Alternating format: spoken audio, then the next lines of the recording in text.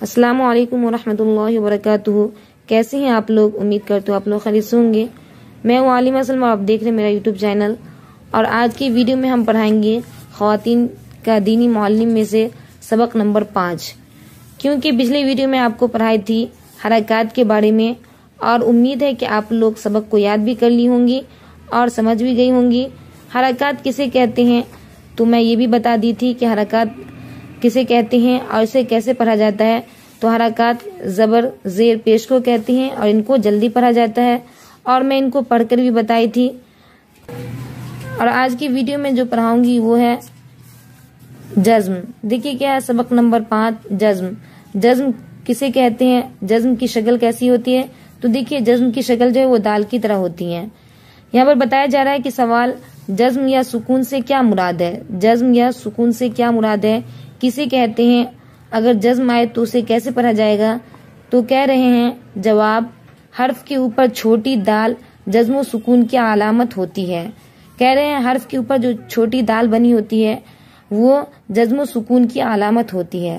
جزم حرکات کی ضد ہے، حرکت کے مقابل میں اسے ذرا ٹھہر کر ادا کرتے ہیں۔ یعنی حرکات کی ضد مطلب الٹا ہے، یعنی زبر زیر پیش کو ہم جلدی پڑھتے ہیں، لیکن اگر جزم ہوگا تو انہیں ذرا ٹھہر کر ادا کریں گے۔ پھر کہہ رہے سوال، جزم و سکون کی ادائیگی میں آواز ہلانا کیسا ہے؟ یعنی جزم و سکون کو ادا کرتے وقت آواز کو ہلانا کیسا ہے؟ آواز ہلا سکتے ہیں یا نہیں؟ تو کہہ رہے جواب غلط ہے۔ صرف 5 حروف ایسے جنہیں ادا کرتے وقت آواز ہلاتے ہیں، یعنی 5 حروف ایسے ہیں جنہیں ادا کرتے وقت ہی آپ آواز ہلا سکتے ہیں، ان کے علاوہ کسی بھی حروف پر اگر جزم آئے تو آپ آواز نہیں ہلا سکتی ہیں۔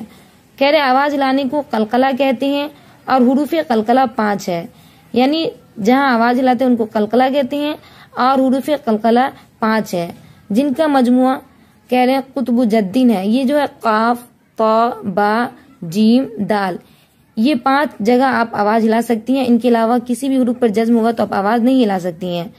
سب سے زیادہ قلقلہ قاف میں، طا میں اس سے کم، اور با میں طا سے کم ہے۔ یعنی یہاں بتایا جا رہا ہے کہ سب سے زیادہ قلقلہ جو ہے وہ قاف میں، پھر کہہ رہے تا میں اس سے کم، طا جو ہے طا میں اس سے کم، اور با میں طا سے کم، انہی کو کہتے ہیں قلقلہ، اور انہی 5 جگہ پر آپ آواز کو ہلا سکتی ہیں۔ آج کے لیے بس اتنا ہی، پھر ملتے ہیں اگلے سبق میں، تب تک کے لیے اپنا خیال رکھیے گا اور دعاؤں میں یاد رکھیے گا۔ اللہ حافظ۔